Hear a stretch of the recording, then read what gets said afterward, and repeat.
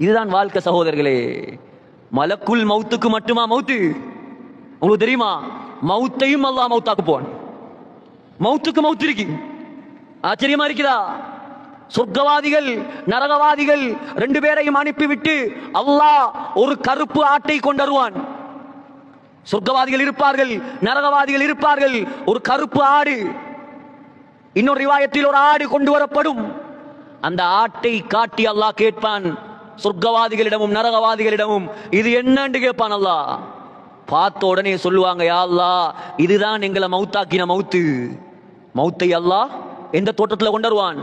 ஆட்டுடைய தோட்டத்தில் கொண்டு வருவான். அல்லாஹ் என்ன தெரியுமா செய்வான்?